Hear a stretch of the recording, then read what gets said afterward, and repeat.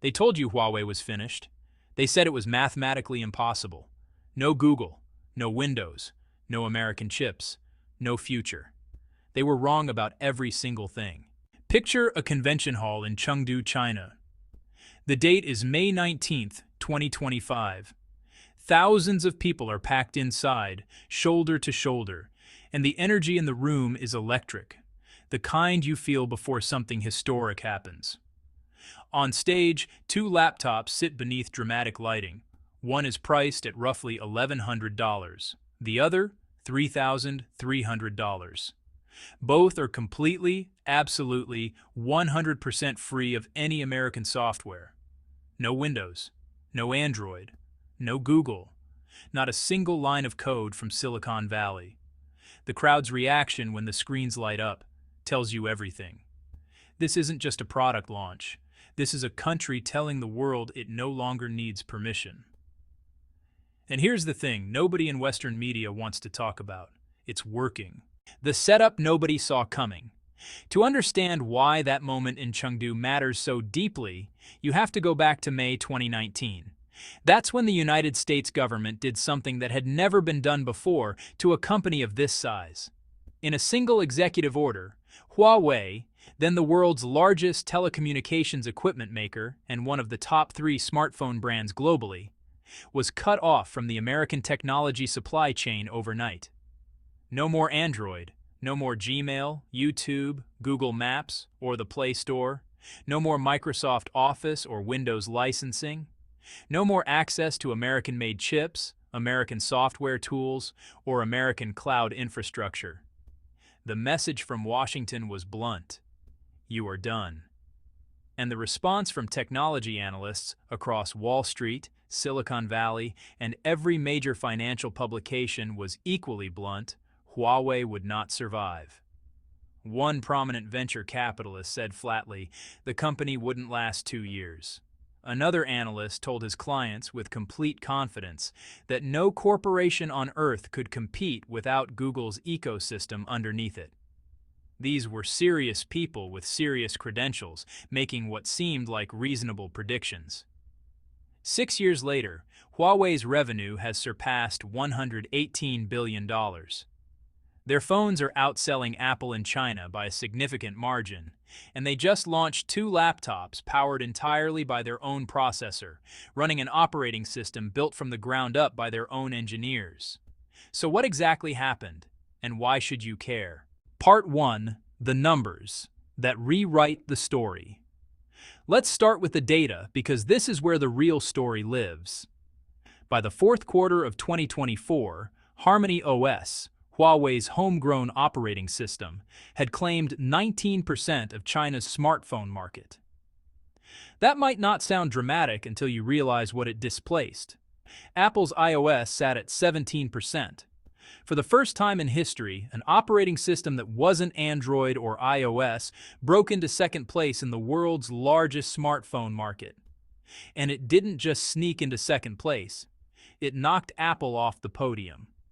By the second quarter of 2025, Harmony OS maintained a 17% share, holding that second position for 6 consecutive quarters.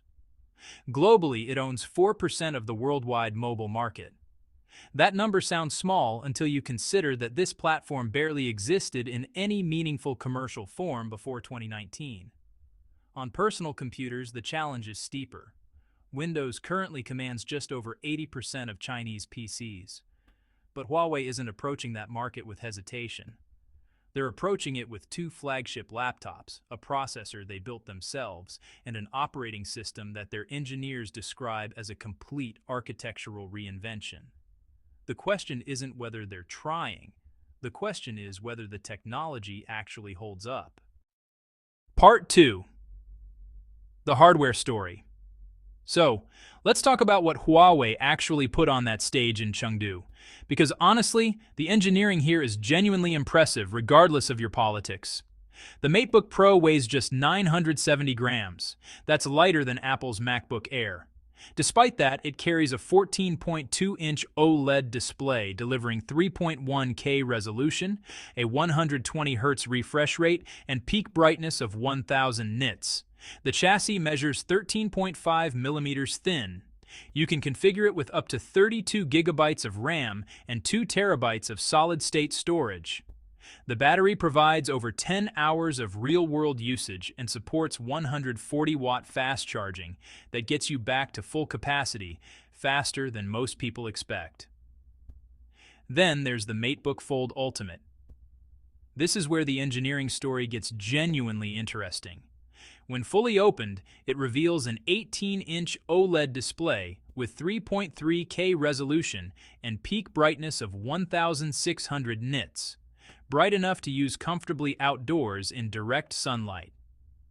Close it halfway, and it becomes a 13-inch laptop measuring just 7.3 millimeters thick and weighing 1.16 kilograms. The magnetic keyboard attaches cleanly and adds only 5 millimeters and 290 grams to the total package. Every device journalist who has covered portable computing for more than a decade will tell you the same thing. The fundamental tension in hardware design has always been screen size versus portability. You could have one or the other, but not both. Huawei just refused to accept that trade-off. Both laptops run on the Kirin X90 chip, developed entirely in-house. This is not a rebranded Qualcomm. This is not a licensed Intel design. This processor exists because Huawei spent years developing it in a lab after being locked out of the global chip supply chain. The fact that it's powering competitive hardware is not a small achievement. Part 3. The operating system they said would never work. Harmony OS 5 has a history that, honestly, reads more like a survival story than a software development roadmap. When US sanctions eliminated Huawei's access to Android in 2019, the company's engineers were left with a problem that, on the surface, looked impossible. Google had spent over a decade building Android, billions of users, hundreds of thousands of apps, decades of developer relationships. You don't rebuild that from scratch in 5 years, except Huawei did. The development effort behind Harmony OS involved more than 10,000 engineers working continuously. They filed 2,700 patents to protect the architecture they built. The system initializes 32% faster than Windows 11 on comparable hardware. It consumes 29% less memory during normal multitasking workloads. Independent testing conducted by the China Software Testing Center found that a 1 gigabyte presentation file opens in approximately 1 second under Harmony OS. The same file takes between 3 and 5 seconds under Windows on equivalent hardware. The system supports over 1,100 peripheral devices and comes built-in with Xiaomi, an AI assistant powered by Huawei's Pangu large language models. This assistant can draft presentation frameworks from scratch, translate text embedded inside images in real time, condense a 2-hour meeting recording into a concise summary within minutes, and respond to natural voice commands for system-level tasks. But the most ambitious claim from Huawei's engineers is about security. They describe Harmony OS's microkernel architecture as presenting 1/1000th of the attack surface of a conventional operating system like Windows, meaning dramatically fewer pathways for malicious software to exploit. Independent verification of that specific figure is still ongoing, and we should treat it with appropriate caution. But the underlying architectural difference is real and meaningful. This is not a copy of Android with a different skin on top. This is a genuinely different approach to how a mobile operating system should be built. Part 4. The feature that changes everything. Of all the things Harmony OS does, the cross-device integration is what catches experienced technologists most off guard. Because this is something that Apple and Microsoft have tried for years to deliver properly and never quite managed. Through Huawei's distributed architecture, a user can drag a file directly from their phone screen onto their laptop screen. No cable, no Bluetooth pairing process, no cloud upload and download. It simply moves because both devices are running the same underlying system, and they communicate as a single coordinated machine rather than two separate devices that occasionally talk to each other. You can redirect your phone's camera to appear as a webcam on your laptop with a single tap. You can use one keyboard and mouse to control your laptop, your tablet, and your phone simultaneously, moving the cursor from screen to screen the way you'd move it between two monitors. The system actually tracks which screen you're looking at and follows your gaze. As of early 2025, more than 230 million devices have connected through this super device framework. Files transfer in real time. Phone calls migrate from one device to another without interruption. Screens extend wirelessly to create unified workspaces that make the way Windows handles multi-device connectivity look like it was designed in a different decade, because honestly, it was. A former Google executive, speaking anonymously to a technology journalist, put it this way: "The industry spent years convincing itself that keeping users locked inside one company's ecosystem was actually a feature. Huawei demonstrated that if you build everything from the ground up with integration as the central design principle, you don't need walls at all." Part 5. The app problem, and why it's more complicated than you've heard. Now let's be straightforward about something, because honest analysis matters more than cheerleading. At launch in May 2025, the Harmony OS PC platform supported just over 1,000 applications. By September of the same year, that had grown to 8,000. By November, the ecosystem had crossed 10,000 desktop apps. The growth rate is striking. The total number is still modest. WPS Office, China's primary productivity suite, was completely rebuilt from 40 million lines of code to run natively on Harmony OS. WeChat, Bilibili, Douyin, DingTalk, and dozens of other major Chinese platforms are fully optimized. WPS alone overcame more than 500 technical obstacles during the migration process and introduced exclusive features for Harmony OS users, including a dual-screen presenter mode and one-click AI slide generation. But here's the honest part. Adobe Creative Suite is not available. Microsoft Office won't run. Zoom, AutoCAD, MATLAB, and the overwhelming majority of international enterprise software cannot be installed. Windows supports well over 660,000 applications built up across 3 decades of global market dominance. Harmony OS on PC supports roughly 10,000. For a Chinese professional working primarily with documents, spreadsheets, communications, and media, Harmony OS is genuinely viable today. For an international creative professional whose workflow depends on Adobe's tools, for an engineer running specialized software, or for any business whose operations rely on Windows-exclusive applications, Harmony OS is simply not a realistic option yet. That word, yet, is doing a lot of work in this sentence. Because the trajectory matters as much as the current state. 900 million devices are already running some version of Harmony OS. That user base gives developers a compelling commercial reason to port their software. And the pace of app adoption over the past 12 months suggests the yet is shrinking faster than most people expected. Part 6. The sanctions that backfired. Everything we've discussed so far only makes sense in the context of what triggered it. May 2019. The United States government placed Huawei on the Entity List, the most severe trade restriction tool available to American policymakers.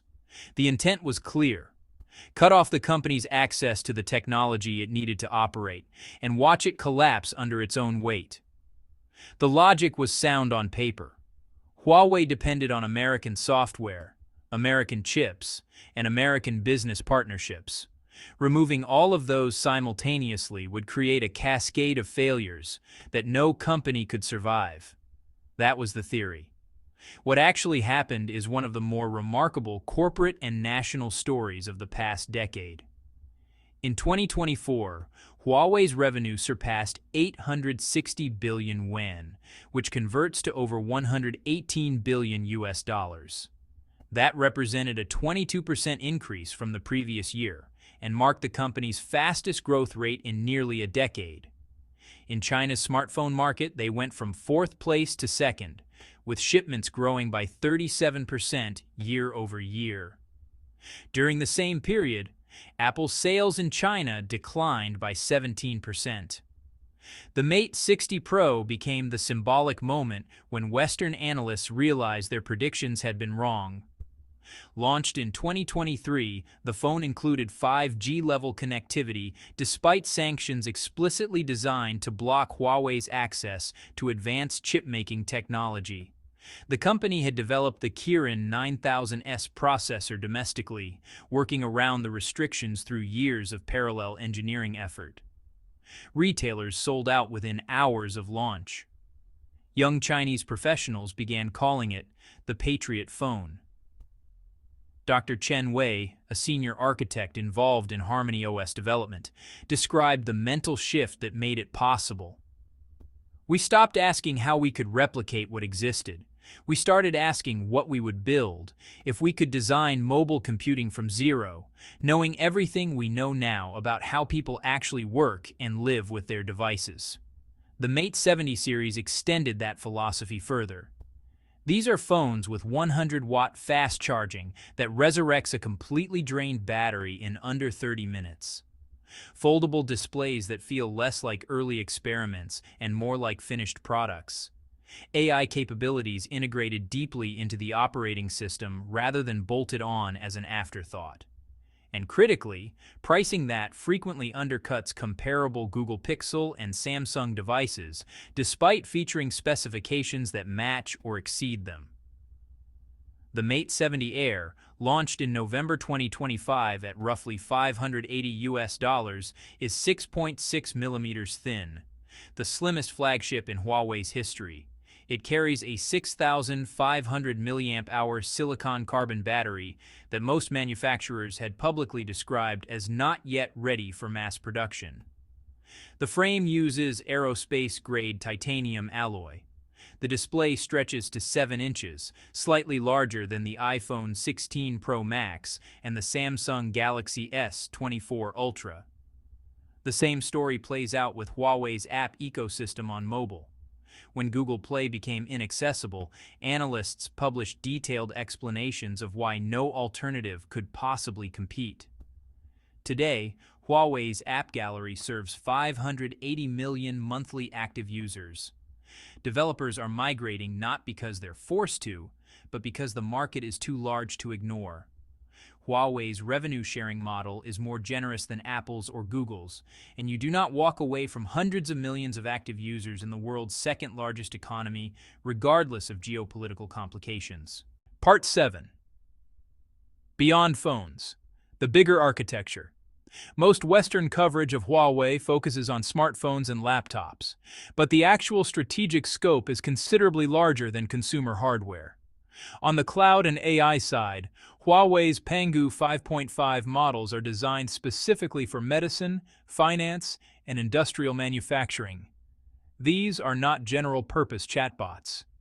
Their cloud infrastructure deploys 384 Ascend neural processing units working in coordinated parallel computation, a setup that can compete on raw throughput with Google Cloud and Amazon Web Services. Businesses across Asia are increasingly choosing Huawei's cloud infrastructure over American alternatives. The reason is straightforward and has nothing to do with features or pricing.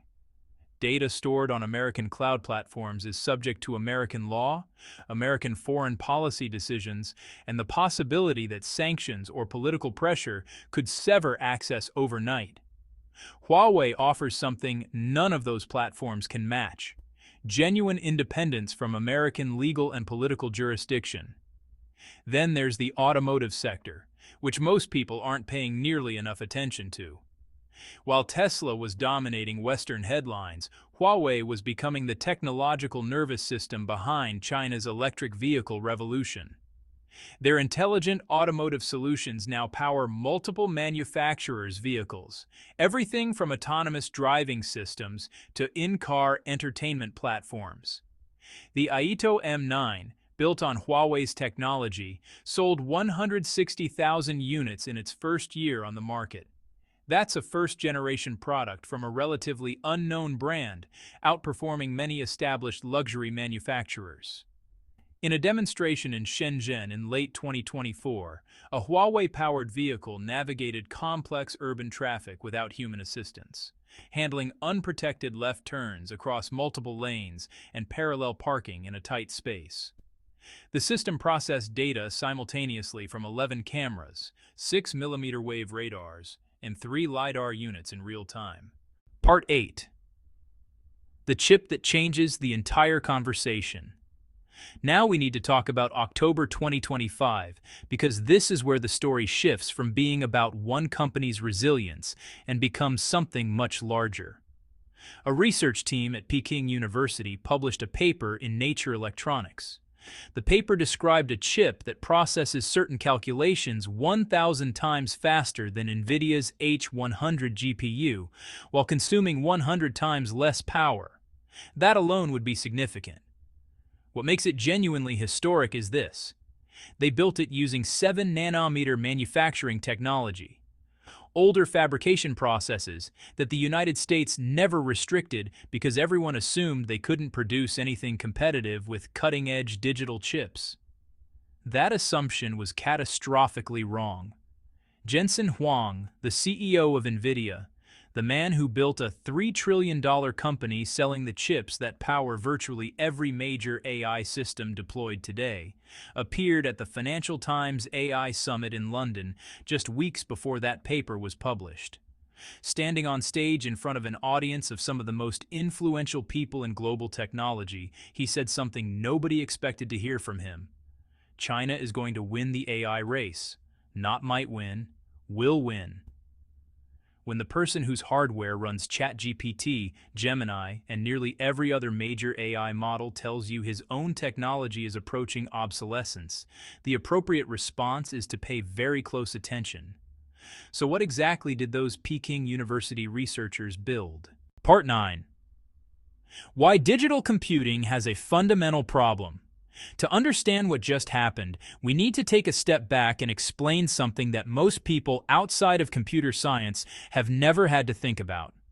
Every computer you've ever used operates on a principle established in the 1940s by mathematician John von Neumann. Information gets broken down into ones and zeros, binary states, either on or off with nothing in between. Your processor performs calculations in one physical location. Your memory stores data in a different physical location. For every operation your computer performs, data has to travel back and forth between these two separate locations. Even when they're centimeters apart on the same circuit board, that travel takes time and consumes energy. This is called the von Neumann bottleneck. It's why your laptop heats up when you're running intensive software. It's why training a large AI model can consume more electricity than some small towns use in an entire month.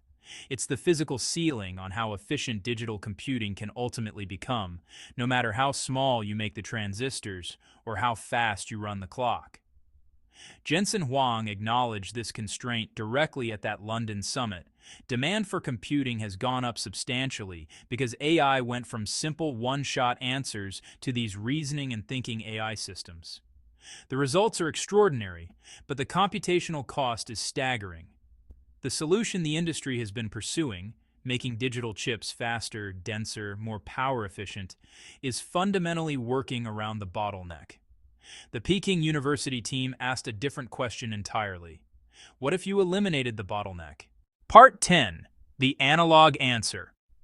Before digital computing became universal, engineers experimented extensively with analog computers.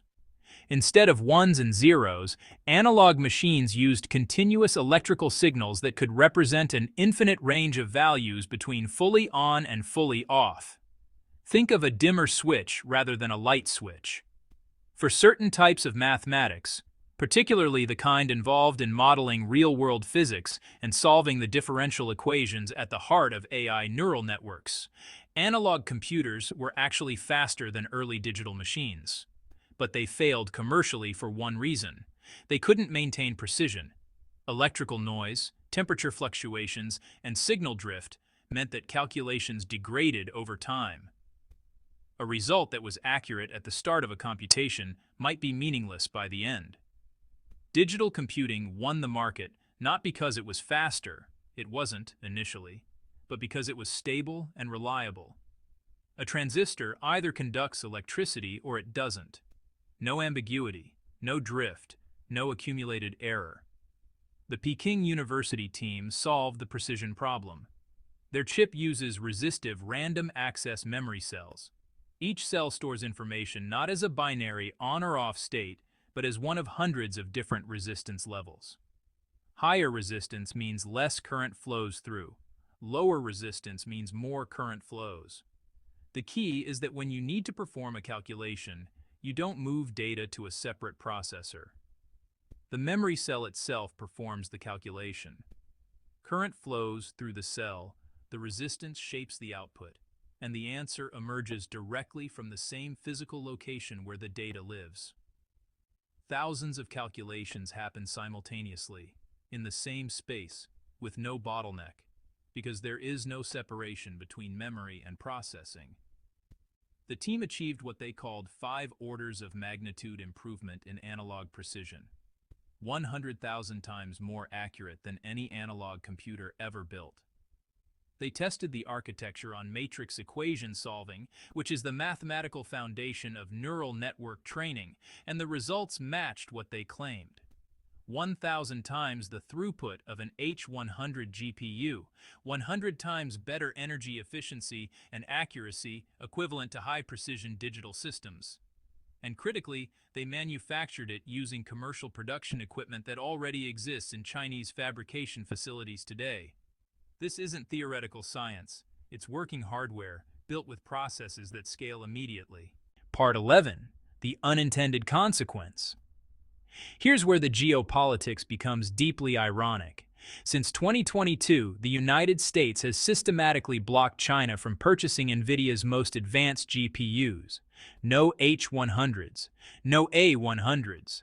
The entire strategy was built on a core assumption. Without access to cutting-edge American chips, China couldn't keep pace in artificial intelligence. That assumption drove billions of dollars of policy decisions, diplomatic negotiations, and export control enforcement. And it was wrong.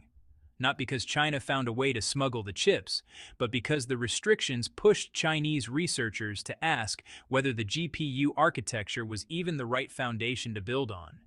When you remove the option of buying a solution, you remove the comfortable inertia of continuing to use existing tools.